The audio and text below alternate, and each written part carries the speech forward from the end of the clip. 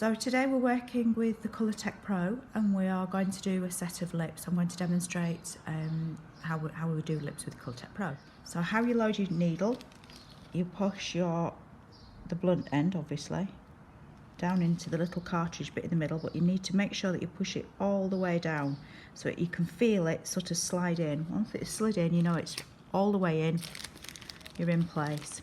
Then pop your little cap over the top, over the end of there. And the way I do it, so that I make sure that I can get the boom right, i.e. how far the needle is out, I'll push the cap down until I see the very, very tip of the needle flush with the end of the cap. I switch my machine on. I'm using the Critical Atom and I've got it set to 6.0. And then once the machine's running, I just push down on the cap a tiny bit until I can see about, probably a little bit too much, that much needle.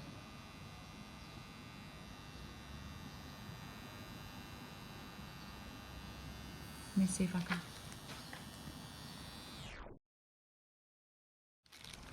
Okay, so with the lips, normally you would have drawn your shape on for your client, but I want to show you, if I draw it on with the lipstick, you can't see very clearly what I'm doing, so I'm going to do it freehand. Obviously this is not what you would do if you were a client. So when you're doing your first part, dip into your pigment, but don't overload your cartridge. You don't want much in there. Wipe off the excess around the edge.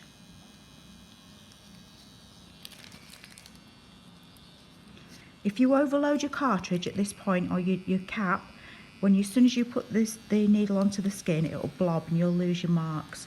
So don't put too much in. It's easier to have to re-dip a few times during your marking out process. So I'm going to start here. You want to make sure that your handpiece is completely upright at 90 degrees to the skin at all times. If you go in at an angle like that, you can see, if I go in like that, where's my colour going? My colour's going that direction and I need it to be on my line. If you don't keep your needle upright at 90 degrees, you'll blur your lines and you won't get nice crisp edges. So we're going to be working with our needle, the pressure as if we are tattooing an inflated balloon, so incredibly light. These acupuncture needles are very sharp, so you want to make sure that you don't press on. And remember, at this point she's probably only got her first anaesthetic on there, so keep it upright, get a gentle stretch on the corner of the mouth, and I use my little finger just to pop down a tiny bit and pull this away. And then you can either draw towards yourself or draw away. Need a little bit more pigment in there.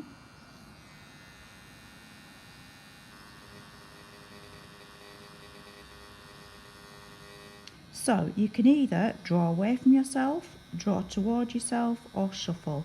Now have a think about what sort of a lip you're wanting to achieve. Is your client wanting a lipstick look? Is she wanting a very sheer look? Is she wanting a defined lip line? So when I'm doing my first pass, all I want to do is just be able to see a mark in the skin where the line is. I don't want it heavy, because if you put it heavy, then obviously it's hard to blend. So nice and light. This is the speed I will be working on if this was a real client. Move your stretch as you get out of your comfort zone. You've got to move yourself around your client. This is going to be a bit tricky to do because I can't see my line, I've not defined it, so I'm working so close up we might end up with a wobbly line round here, but it's just for demonstration purposes anyway. I'm doing it blind, so here look, I'm just going backwards and forwards a tiny bit. You might find that in a real client the skin takes it so much quicker than this. I need to re-dip again. You want the lightest touch. Again, I'm moving my position. Look at my speed, so slow, nice and light. You're tattooing an inflated balloon. And then when you get to about here, you're going to need your client to turn her head slightly towards you.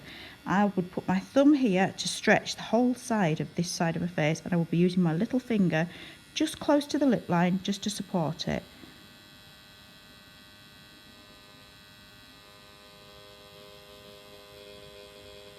This is the speed I will be doing. I might draw towards myself. And then onto your top lip. So again, nice light pressure. When I'm working, I like to put my first finger here, pull down towards her ear, and then I use this finger here just to support and flip up that top lip line.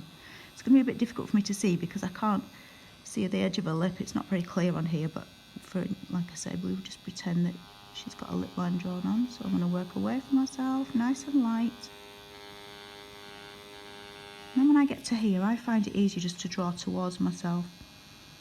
I don't think she's going to have the best lip line in the world here because, like I say, I can't see the edges very well. I should probably have drawn it on with pencil. However, you wouldn't have been able to see very well when I was working. So when you get towards the Cupid's bow, so just draw towards yourself. Remember, you're going to be following a lip line that you've penciled on. When you get to here, never finish on this Cupid's bow's point here. I'm just going to draw this in because this is almost impossible for me to see. So I'm just going to quickly draw this shape in and I'll be back in 2 seconds. Right, so I've drawn the lip line back in here, just this little bit, just to make it a bit easier for me because it was almost virtually impossible for me to see where I was going there. It's not perfect, it's just for demonstration purposes. So I've drawn up to here. So when I get to about here, I think that's a bit the old line I did.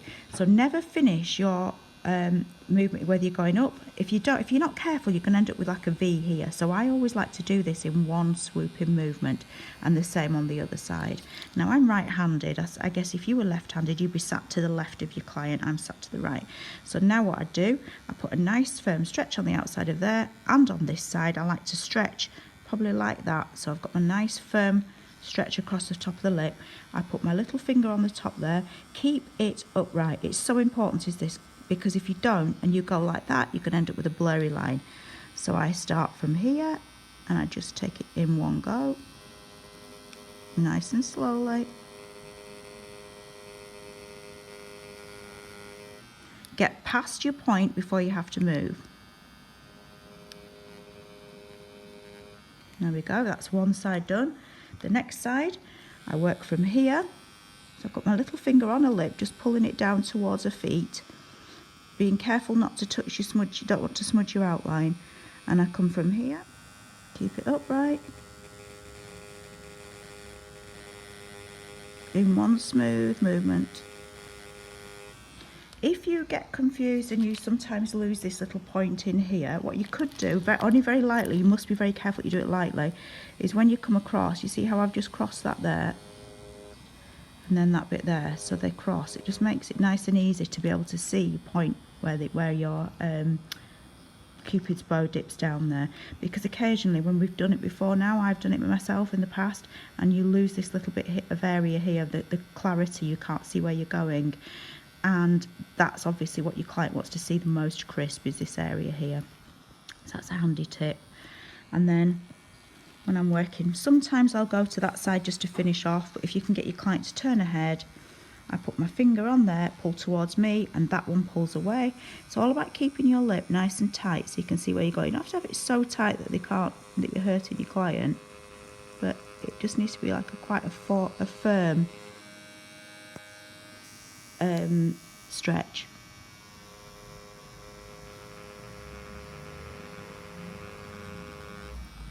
I'm running out of pigment again.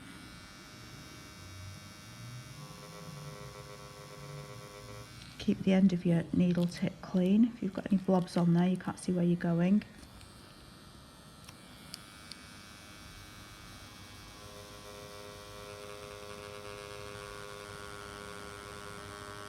This is the speed I will be working at on a real client, but incredibly light. You can move towards yourself, you can do little shuffles, whatever you want. And then at that point, I'd just be scratching through. Nice and light. This is where you'll bruise a client if you're not careful. A few scratchy throughs. And what you're doing here is you're breaking the skin so that if you're using the secondary anaesthetic, you can pop it on there and it'll work. There we go. Depending on your country and your council, you may or may not be able to use the secondary, so I'm just showing you for those that can. Okay, and then we'll wipe that. So that's what you would need to be seeing, the faintest, lightest line. You don't want anything harsh. If you have a harsh line there, you're going to have trouble blending it. Okay. So at this point, you can see, if you're using secondary anaesthetic, that will blanch your skin up and it will make it even more clear for you. So you'd put your secondary on, you'd wait a couple of minutes, and then the idea now is, depending on what sort of a lip this client wants, if she wants a defined lip line, you're going to go around the outline of that and just redefine what you've just popped in there, and then you'll move on to stage 2. Because this client only wants a very sheer lip, which is quite fashionable now, like the blush, we're not going to go over that line. That's just my marker line, and I'm going to work in sections now, small sections, as we move across the lip. So this is how I'm going to do it. Okay, so I've got my machine set at 6.0, which is pretty much what I tend to work at generally anyway. I would drop it down to maybe 5.2 if I was working on a client with really thin skin, probably not so much for lips, more for brows. But I don't tend to drop it, certainly don't drop it below 5.0, because I just find there's not enough power with the ColourTech Pro and any lower than that. And if I'm working on somebody with tougher skin, then possibly I'd take it up to about 6.2, but really never much more than that. So 6.0 is your go-to setting point. Now have a think about what you're going to try and achieve with this lip. So the idea is you're going to work from this edge here, and you're going to nice whip shading, gentle whip shading, and you're going to work slowly up into the center of the lip there, and then back down again. And then when you get to the baseline where you just started from, you're then going to just whip it out to the next section and then continue. What you don't want to do is start on your bottom line, work up to the top line, work back down again, stop, come out. If you do that, you'll end up with steps all the way across where you see it. So once you get back down to your baseline, whip it on a bit further, and then you can continue again. So think about how you want to do this. If you want a lipstick look, you're going to keep these lines as you work up towards the top of the lip very tight, to the last line behind it as you work up, and then back down again. If you'd like more of a sheer lipstick look, just leave a tiny bit of a gap between each line, so you're just shearing it rather than doing it solid. So here we go, this is how I'd work it. This is the speed I would work at if it was a real client, the pressure and the angle. Remember, always keep your angle of your handpiece up at 90 degrees. Okay. So get your handpiece moving before you hit the skin. Start on what I call your baseline. And then you're going to work, obviously you've got to pivot from this corner here. You're going to work slowly up towards the centre of the lip. I'm going for more of a sheer look here. So if you want your lipstick look, you just keep your lines a little bit closer together. It's a little bit tricky on a plastic mannequin because you can't get the stretch quite the same. And then when you get to the top, you're going to work your way back down again, keeping your pace the same all the way down. And then when you get to this baseline, don't stop, continue on. And then you can dip if you need more pigment. So again, get your handpiece moving before you hit the skin. Start on your baseline. That's better, I've got a little bit more pigment in now. And I'm going to work my way up. Whatever speed you decide to work at, keep it consistent all the way across the whole of the lip. It's no good working faster in one area, slower in the other, because you'll end up with patchiness. If you miss a tiny bit, leave it. You can do it on your second pass. Don't go back and start trying to fill gaps in, otherwise you'll lose where you're at and you'll end up with it'll be inconsistent. Now look how, as I'm getting round the corner of the lip, so her lips are round, my handpiece is moving round, so I'm completely 90 degrees to the skin at all time. Nice, soft, flicky movements. Working my way back down again towards the baseline. When I get to the baseline, I'm not taking my needle out, I'm going to continue so I don't get that blobby bit. I need to dip again, so now I'm going to dip. Okay. So I'm going to continue the whole way across the lip, so nice and light. The other handy tip as well is, if you look at my hands, I don't have my thumb down here like a pen because that holds it too rigid. So use it between your two fingers here. Keep your thumb, you need your thumb just for support, but you're not gripping the handpiece with your thumb. If you grip the handpiece, it stops you from having that nice flicky movement that you can get without it. So I do keep my thumb close to it, but I don't grip it tightly. So again, flicky movements, always get your handpiece moving before you hit the skin.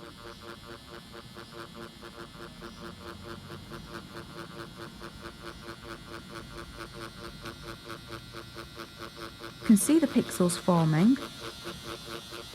Just need to dip again. If you need to dip, when you come back, don't forget, get your handpiece moving.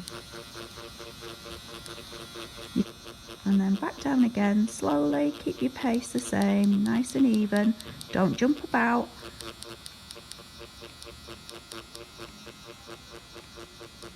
When you get down to your baseline, continue on to your next section. So you're getting that blending, you're not ending up with lines. Yeah, just give it a little while. Okay, so I've just done that small section there just so you can see how it's starting to go. And you see I've got no, there's no blobby bits, it's nice and smooth. I can see possibly I need a tiny bit more in that corner, but I'm going to do that on the second pass. It's a bit trickier on this because she's blunting my needle, the mannequin's too harsh. You may, sometimes occasionally when I'm doing a set of lips, I'll change my needle maybe twice during the treatment. Because they're so fine and they're so sharp, they do blunt very easily. So keep an eye on it. If you feel like your skin's dragging or it's just not going in quite as well as you'd like it to, take the needle out, change it. Okay, so then I'd continue the whole way across, and then if this was real skin, it wouldn't take it quite as well as this. It wouldn't be as intense with this colour. What I would do is I'd go the whole way across, and then I'd probably pop a little bit more anaesthetic on the bottom lip. I'd do the same across the top lip, and then when I do my second pass, your second pass in real skin would look probably more like this here, but I've purposely, if you can see in there, left a little bit of a gap where I've just gone a little bit quicker, so I've not got as much colour, and I'm just going to show you how you blend if that happens to you. So this is my first pass. Like I say, when you're doing this on a real skin, it wouldn't probably look quite as dark as this. It's just because it's plastic and it's grabbed it. So when you come to do your second pass, you're going to go back. You can see the tiny bits where I need a bit more colour in here. So I'm just going to work on this area here. My second pass I don't take quite as long to do. Again, depending on whether a client wants a lipstick look or whether she wants a sheer look. Obviously, just use your common sense. You're an artist. This idea is you're like your paintbrush. So you're just going to tease it into areas that you need to. So here, look, you can see we've got a lighter patch there. So how am I going to fix this? I'm going to take my needle and I'm just going to get my handpiece moving before I touch the skin, and I'm just going to go at an angle like that. Try not to go always sort of that way because that's easy to create lines. So occasionally when I'm filling in, I'll just come up at a different angle just to blend it. It's a bit like cross hatching when you're doing your shaded brows, just to fill in that little area here. It's tricky to do it on a plastic skin because they never react quite like they do on a real skin. They either grab the colour really fast or they're not very good for forgiving if you get anything not quite right. So that's basically how you do it. Continue across the top and then just go back over and just do some more until you know you've got enough colour that your client's going to be happy with. Like I say, if it was a sheer colour, I'd keep my lines a little bit further apart and work a little bit quicker. Sometimes I could do a whole lip, a sheer whole lip, in around 50 minutes. It's never going to last as long as it would with a lipstick look because you're not packing as much colour in. If I'm doing a lipstick look, that's probably going to take me more like an hour and 15 to an hour and 20 minutes to continue. But I hope you found this video helpful. Like I say, the main thing with the ColourTech Pro is to keep your handpiece completely upright at all times. Work as light as you can as if you're working on an inflated balloon. Nice and even with lips. So whatever you do at this stage here, up and down, you do it all the way across. It's no good going up and down and then doing up and down really fast and then staying on the line. You've got to keep consistent, otherwise if you don't, you'll end up with patchy bits on your lip as you're working. Hope that's been helpful for you, and don't forget to subscribe and click the like button to help us keep bringing more videos to YouTube for you. Thank you from ColourTech Pro.